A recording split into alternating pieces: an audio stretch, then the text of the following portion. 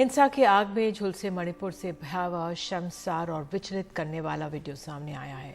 आखिर क्यों देश का मणिपुर जल रहा है? वहां पर ऐसा क्या हुआ जिसकी वजह से पुलिस को सीधा फायरिंग की परमिशन दे दी? आखिर क्यों फिर से इस शहर को वो झुलसती हुई आग की लपटें दिखाई दे रही हैं?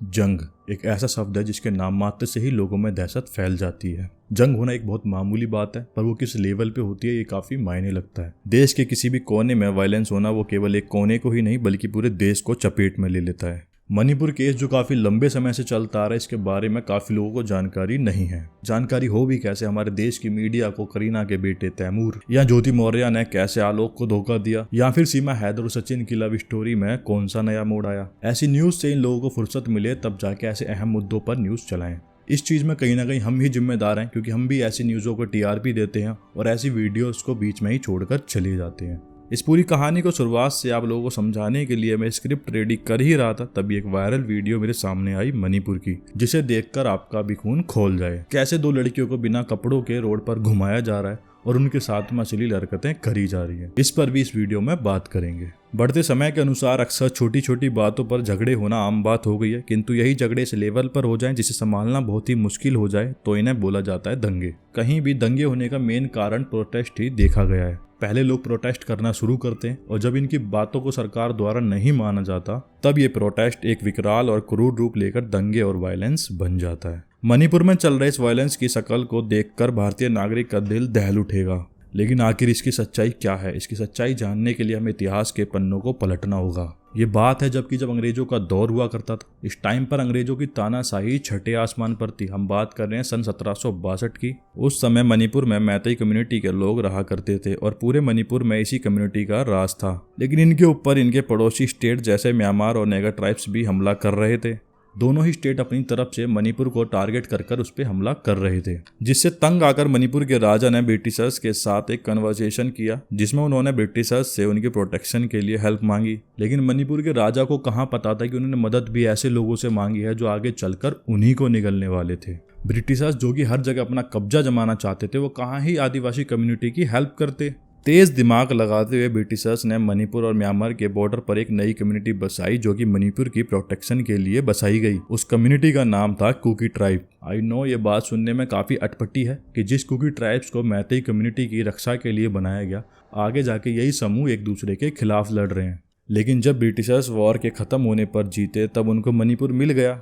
सत्ता ब्रिटिशर्स के हाथ में चली गई। लेकिन मणिपुर पर राज करना बहुत ज़्यादा कठिन था, जिसकी वजह से ब्रिटिशर्स ने मणिपुर के ही दो टुकड़े कर दिए, जिसमें कुकी और नागा ट्राइब्स को फॉरेस्ट एरिया यानी मणिपुर के बॉर्डर में भेज दिया और मैतेई के लोगों को मणिपुर के अर्बन्स और सेंटर में रखा गया, जो कि कुकी ट्राइब्स को बिल्कुल पसंद नहीं आई। अब जब बात फॉरेन आर्मी में भर्ती होने की आई तो कुकी ट्राइब्स के लोगों ने मना कर दिया, जहां नागा ट्राइब्स ने इस पर अपनी सहमति जताई, जिस वजह से ब्रिटिशर्स ने कुकी ट्राइब से बदला लेने के लिए उन पर आर्मी से हमला करवाया, जिस वजह से कुकी ट्राइब्स में गुस्सा और भी बढ़ गया। लेकिन इन अटैक के बाद कुकी ट्राइब जंगलों में और कोने की तरफ चले गए और इन्हें भी अपने हित के लिए जगह की जरूरत लगी। जब 1947 में हमारा देश ब्रिटिशर्स के चंगुल से आजाद हुआ तो इस टॉपिक को फिर से शुरू किया गया। इसमें एक नई मांग रखी गई, जिसमें नागा ट्राइब्स को अपना अलग देश चाहिए था और कुकी ट्राइब्स को अपना अलग राज्य, और मैतेई कम्युनिटी के लोगों को भी अपनी कम्युनिटी के लिए आइडेंटिटी और प्रोटेक्शन चाहिए थी। लेकिन इनकी बातों को नज़रअंदाज कर दिया गया, जिससे इन्हें कुछ भी हासिल नहीं हुआ। जहां इन कम्युनिटियों में नाराजगी बढ़ रही थी, वहीं कुछ फैक्ट्स ने इनका गुस्सा और बढ़ा दिया। लैंड रिफॉर्म एक्ट की वजह से मैतेई के लोगों को फॉरेस्ट में लैंड लेना अलाउ नहीं था, जबकि नेगर ट्राइब्स और कुकी ट्राइब्स को था।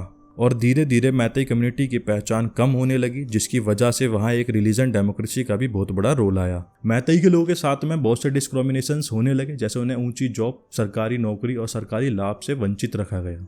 किसी भी प्रकार का फायदा उन्हें नहीं दिया जा रहा था, क्योंकि मैतेई लोगों का सबसे पहले मणिपुर पर राज था, तो ये बात उनको और ज़्यादा नाराज करने लगी।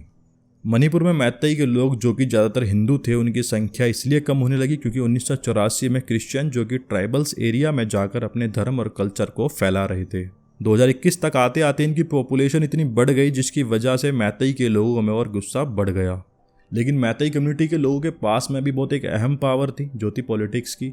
60 में से 40 सीटों पर मैतेई कम्युनिटी का कब्जा था। ये चिंगारी बढ़ते बढ़ते इतनी बढ़ गई जिसने एक बड़े से आग के गोले का रूप ले लिया। इस वायलेंस के चलते लगभग 2 महीने हो चुके हैं। 3 मई से जलती हुई लपटें बुझने का नाम नहीं ले रही। कोई कहता है कि इस वायलेंस में आग भड़काने का काम मैतेई के लोग कर रहे हैं, लेकिन कुछ लोगों का कहना है कि कुकी के लोग ये काम कर रहे हैं, और कुछ कह रहे हैं कि इलीगल इमिग्रेंट्स हैं जो कि मणिपुर को खत्म करना चाहते हैं।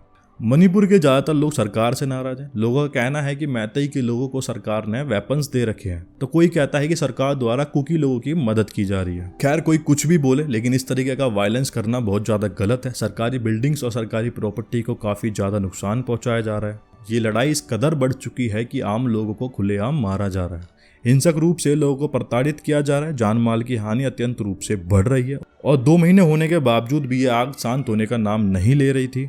जहां मैतेई और कुकी कम्युनिटी के बीच 150 से ज्यादा लोग मारे जा चुके हैं। इन सब लड़ाइयों के बीच एक ऐसी घटना सामने आई जिसकी जितनी निंदा करी जाए उतनी कम है। इस घटना ने दरिंदगी की सारी हदें पार कर दी। इस घटना का एक वीडियो सोशल मीडिया पर काफी वायरल हो रहा है, जिसमें 2 महिलाओं को बिना कपड़ों के रोड पर घुमाया जा रहा है और उनके साथ में गलत हरकतें करी जा रही हैं। यह घटना 4 मई को गैंगटोक डिस्ट्रिक्ट के एक गाँव में हुई, जिसकी FIR 1.5 महीने बाद 21 जून को गैंगटोक डिस्ट्रिक्ट के सैकुल पुलिस स्टेशन में रजिस्टर कराई गई। इसके बाद इस केस पर कोई काम नहीं हुआ।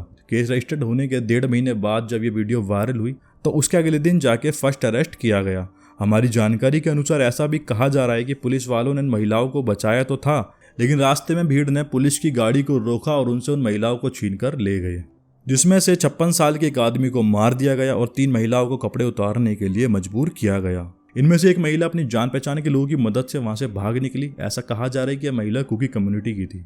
खेत में इनमें से एक 21 साल की महिला के साथ गैंग रेप करा गया। इन्हें बिना कपड़ों के रोडों पर घुमाया गया। ये औरतें तड़पती रहीं, चिल्लाती रहीं, लेकिन भीड़ में से किसी ने भी इनकी मदद नहीं करी। और जब इनमें से एक महिला का भाई उन्हें बचाने आया तो उसका भी मर्डर कर दिया गया। इन सब में इन औरतों की गलती बस इतनी थी कि क्योंकि कम्युनिटी से थी, और वो उस घटना वाले दिन राइवल कम्युनिटी के लोगों के हत्थे चढ़ गईं। जो लोग इन महिलाओं को बिना कपड़ों के घुमा रहे थे, ये मैतेई कम्युनिटी के लोग थे। इस प्लान का मेन पर्सन हुईराम हेरोदास को पुलिस ने 24 घंटे के अंदर अरेस्ट कर लिया, वीडियो वायरल होने के बाद। इसके बाद इस केस में 3 लोगों की और गिरफ्तारी हुई। अब तक इस केस में कुल 4 लोगों की गिरफ्तारी हो चुकी है। इस घटना पर हमारे PM नरेंद्र मोदी जी का कहना है, एक्यूज्ड को किसी भी हालत में बख्शा नहीं जाएगा।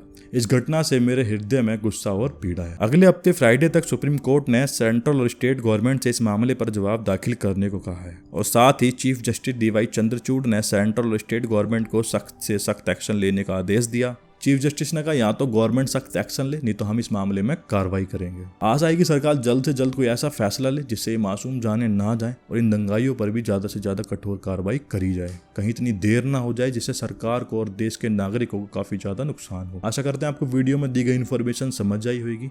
ऐसी वीडियोस के लिए चैनल को सब्सक्राइब करें।